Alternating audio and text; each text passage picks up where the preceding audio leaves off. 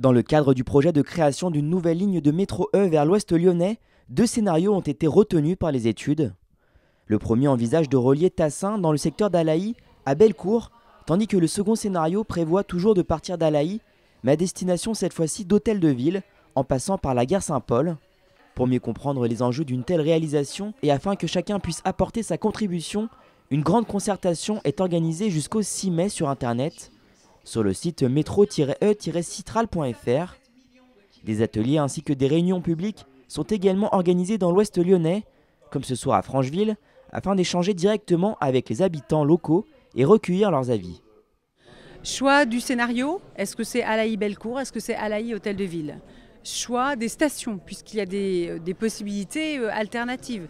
Est-ce qu'on fait Constellation ou est-ce qu'on fait Libération et Ménival? Est-ce qu'on fait Tryon ou Saint-Irénée? Et bien évidemment, on attend beaucoup de retours sur l'implantation des stations, la manière d'y accéder, avec un focus très fort sur la multimodalité. Les Franchevillois ont pu prendre la parole et évoquer leurs diverses interrogations. À l'issue de la réunion, des formulaires leur étaient soumis afin qu'ils précisent chacun leur cas de figure et donnent leurs sentiments. Je fais tout en voiture parce qu'en transport en commun, comme je dois faire 2 arrêts, c'est juste trop long, quoi. Donc c'est clair que si on peut optimiser, déjà désengorger de une, en ayant ce projet-là, ça serait super, voire moi-même l'utiliser au fait pour pouvoir me rendre au travail. Le mode de métro, c'est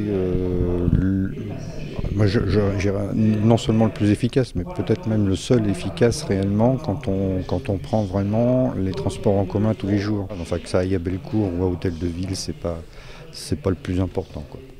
C'est que ça se fasse.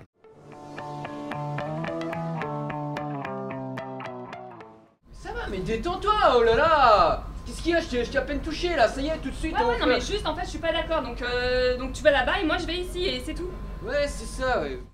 Cette scène, jouée par des comédiens lors de la journée des droits de la femme, n'est pas fictive. Elle se répète malheureusement quotidiennement, notamment sur les réseaux de transport.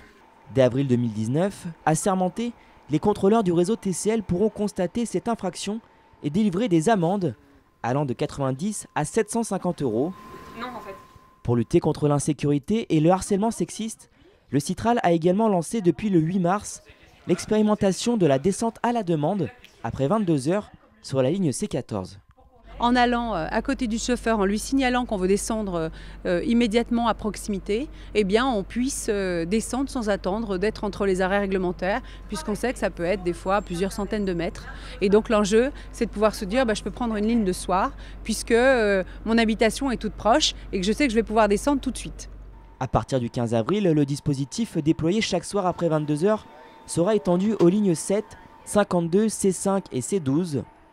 Une initiative qui a été jugée pertinente par les marches exploratoires des ambassadrices du réseau TCL, des femmes volontaires réunies en groupe pour expérimenter les difficultés rencontrées et proposer des solutions d'amélioration.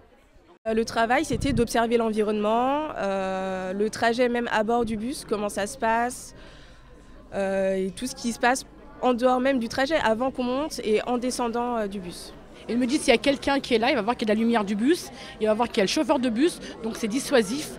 Et du coup, pour moi, c'est beaucoup plus rassurant. Et je me dis, j'ai ces, on va dire, ces 10-15 secondes, mais qui me permettent d'arriver au plus proche de mon domicile.